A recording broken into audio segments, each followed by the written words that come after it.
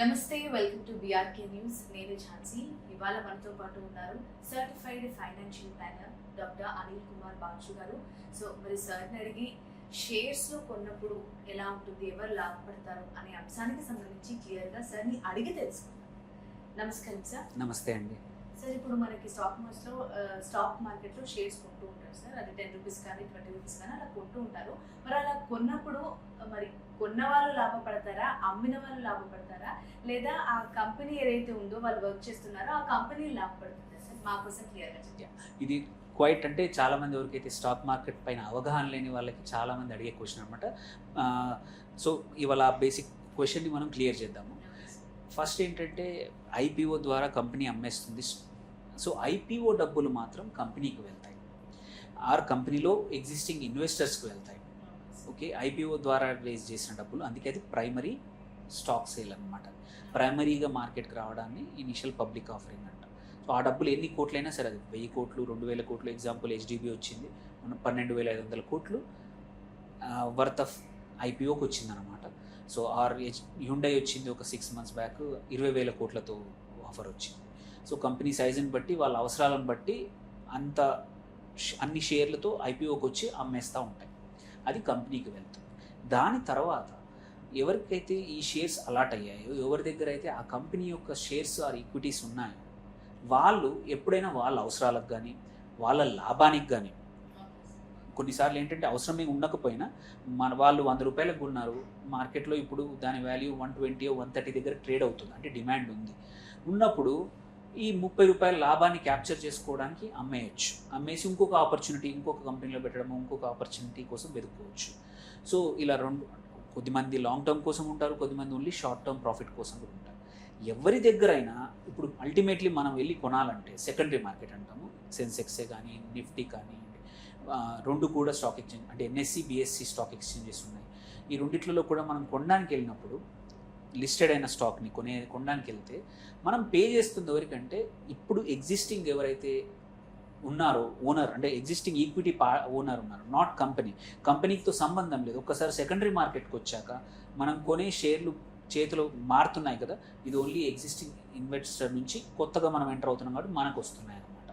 So it is ఇందులో వచ్చే లాభం కానీ నష్టం కానీ ఏదైనా ఇప్పుడు అమ్మే వ్యక్తికే ఉంటుంది. ఎవరైతే కాకపోతే ఏంటంటే మనకి ఇక్కడ స్టాక్ మార్కెట్లో అమ్మేది అండ్ కొనేది ఒకరికి తెలియదు. అందులోనే ఎక్స్చేంజ్ ఉంటుందన్నమాట. సో ఎక్స్చేంజ్ ట్రేడింగ్ టర్మినల్లో ట్రేడింగ్ సిస్టమ్ ఏదైతే ఉంటుందో, నీకు కొనాలనుంది XYZ కంపెనీ, ఆ కంపెనీ ఇప్పుడు ఏ ప్రైస్కి ట్రేడ్ అవుతుందో మనకు కనబడుతుంది. ఆ ప్రైస్ నాకు కావాలి అనుకుంటే మార్కెట్ ప్రైస్ అనమాట. మార్కెట్ ప్రైస్కి కావాలి అంటే ఇప్పుడు 101 రూపాయి దగ్గర ట్రేడ్ అవుతుంది. నేను 101 రూపాయి దగ్గర ఒక 200 కొనాలి అనుకుంటున్నాను. సో నేను 200కి ఆర్డర్ పెడుతున్నాను. 101 మార్కెట్ ఆర్డర్ పెడితే 101 ప్రైస్ దగ్గర ఎవరైనా అమ్మడానికి రెడీగా ఉంటే మనకి ఆ 100 షేర్లు మనకు వస్తాయి. అమ్మడానికి రెడీ లేకపోతే ఆర్డర్ ఎగ్జిక్యూట్ కాదు. సపోజ్ ప్రైస్ మనం పెట్టే లోపల 103 104కి వెళ్ళిపోయింది అంటే అమ్మేవాళ్ళు ఆ ప్రైస్ నీ దగ్గర 101 దగ్గర అమ్మేవాళ్ళు ఎవరు లేరు. సో మ్యాచ్ అవ్వదన్నమాట ఆర్డర్. సో ఎప్పుడైతే ఆర్డర్ మ్యాచ్ అవుతుందో, స్టాక్ ఎక్స్చేంజ్ సిస్టమ్ ఏదైతే ఉంటుందో మ్యాచింగ్ చేసేసి అమ్మే వాళ్ళని కొనే వాళ్ళని మ్యాచింగ్ చేసి అది ఎక్స్చేంజ్ చేస్తుంది. ఆ డబ్బులు మన డబ్బులు తీసుకెళ్ళి వాళ్ళకి ఇస్తుంది. సో ఎవరు కొంటున్నారు ఎవరు అమ్ముతున్నారని మనకు తెలియదు.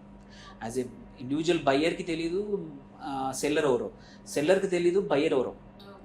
సో ఎక్కడి నుంచి, ఇండియాలోనే కాదు ప్రపంచంలో ఎక్కడున్నా సరే నీ దగ్గర డిమాట్లో నువ్వు లాగిన్ చేసుకొని, సో నీ ట్రేడింగ్ ప్లాట్ఫామ్లో లాగిన్ చేసుకొని నువ్వు అమ్మొచ్చు లేదా కొనొచ్చు.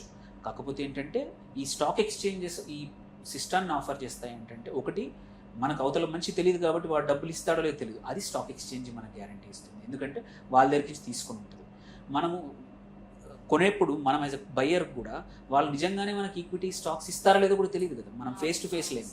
ఆ గ్యారంటీ అంతా స్టాక్ ఎక్స్చేంజ్ చేస్తుంది అనమాట. సో ఇక్కడ లాభపడేది నష్టపడేది రెండు కూడా ఎవరైతే బయ్యర్ ఉన్నారో సెల్లర్ ఉన్నారో వాళ్ళకే. Only exchange is a mediator అనమాట. ఆ ఎక్స్చేంజ్ ద్వారా మనం కొనడం అమ్మడం చేస్తున్నాము. ఆ ఎక్స్చేంజ్ మనకు ఒక గ్యారంటీ ఇస్తుంది ఏంటంటే, నువ్వు అమ్మే షేర్లు ఏవైతే ఉన్నాయో వాటికి డబ్బులు మేము నువ్వు చెప్పిన ప్రైజ్లు ఇస్తాము అన్నట్టు గ్యారంటీ అన్నమాట. దానికి బ్రోకర్ అవన్నీ మీడియేటర్గా ఉంటారు. దానికి there is a process behind it. But in the end ఏంటంటే లాభపడేది కంపెనీ కానే కాదు, కంపెనీకి సంబంధం లేదు. ఓన్లీ కంపెనీస్ సొంతంగా కొన్నిసార్లు ఏం జరుగుతుందంటే, ఇనీషియల్ పబ్లిక్ ఆఫరింగ్ తర్వాత కూడా కంపెనీ ఓనర్ కావాలంటే అమ్మవచ్చు అనమాట. సెకండరీ మార్కెట్లో ఇన్ఫార్మ్ చేసి అమ్ముకునే అవకాశాలు ఉన్నాయి. అప్పుడు మాత్రం కంపెనీ ప్రమోటర్కి డైరెక్ట్గా డబ్బులు వెళ్ళచ్చు. But otherwise market is very simple.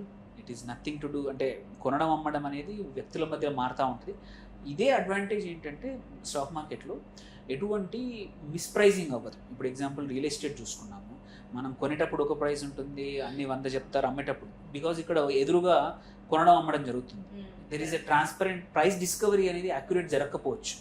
నువ్వు చేసే డిస్కషన్ బట్టి, నువ్వు చేసే బేరం బట్టి, నువ్వు బేరం చేయగలిగితే వాడు 1000 రూపాయలు చెప్పింది 800 కూడా అమ్మచ్చు, 500 కూడా అమ్మచ్చు. కానీ ఇక్కడ అలా ఉండదు. స్టాక్ మార్కెట్లో కొంచెం ట్రాన్స్పరెంట్ ప్రైజింగ్ ఉంటుంది. అంటే నీకు తెలీదు అవతల వ్యక్తి ఎవరో, అవతల వ్యక్తి తెలియదు. నువ్వు ఒక ప్రైజింగ్, నువ్వు లెట్స్ సే 110 రూపాయల దగ్గర ట్రేడ్ అవుతుంది 110 దగ్గర, నేను 108 అయితే ఇది నా ఫేర్ ప్రైస్ అని 108 100 షేర్లను ఒక ఆర్డర్ పడేస్తావు, ఆర్డర్ ఇస్తావు. ఆ ఆర్డర్ ఇచ్చినంత మాత్రాన ఎగ్జిక్యూట్ అవ్వాల్సిన అవసరం లేదు. ఎందుకంటే అక్కడ నిజంగానే 108 దగ్గర ఎవరైనా 100కి అమ్మితే ఈవెన్ 107 అమ్మేవాడికి కూడా పెట్టినా కానీ వాడికి 108 రావచ్చు. ఎందుకంటే నువ్వు అక్కడ ఒకరు ఉన్నారు రెడీగా 107కి అమ్మడానికి, నువ్వు 108కి కొంటా అన్నావు, వాడికి లాభం రావచ్చు. సో ఇది ఎవరైతే ఆర్డర్కి మ్యాచ్ అవుతేనే మీకు ఎగ్జిక్యూట్ అవుతుంది అనమాట. మ్యాచ్ అవ్వకపోతే ఆర్డర్లు ఫెయిల్ అయిపోతాయి, అంటే ఎగ్జిక్యూట్ అవ్వదు. సో ఆర్డర్ అందుకే స్టాక్ మార్కెట్లో మనం కొనేప్పుడు ఒక ఆర్డర్ పెట్టినంత మాత్రాన డబ్బులు అంటే షేర్లు వస్తాయని తెలియదు. సో ప్రైస్కి వెళ్తున్నప్పుడు మనము చాలామంది డిమాండ్ ఉంది ఒక స్టాక్కి, ఆ రోజు బాగా పెరిగే అవకాశం ఉందని చాలామంది కొంటా పోతూ ఉన్నారు. సో నువ్వు పెట్టే లోపల ఇంకొకరు హయ్యర్ ప్రైస్ పెట్టవచ్చు, అప్పుడు నీ ఆర్డర్ ఎగ్జిక్యూట్ కాదు. సో అందుకోసం ఇట్స్ ఆల్ డైనమిక్గా ప్రైజింగ్ అవుతుంది. అండ్ ఎవరు కూడా ఇంటర్మీడియట్ ఎవరంటే స్టాక్ ఎక్స్చేంజ్, దాని ద్వారా సెటిల్మెంట్ అవుతుంది. సో ఇండివిజువల్గా పెద్ద భయపడాల్సిన అవసరం లేదు, ఎందుకంటే రిస్క్ అంతా స్టాక్ ఎక్స్చేంజ్, ఇది డబ్బులు ఎక్స్చేంజ్ కానీ ఈ షేర్లు ఎక్స్చేంజ్ అంతా స్టాక్ ఎక్స్చేంజ్ తీసుకుంటుంది అనమాట. షేర్కి సంబంధించి చాలా క్లియర్గా ఆన్సర్ చేశారు సార్. Thank you.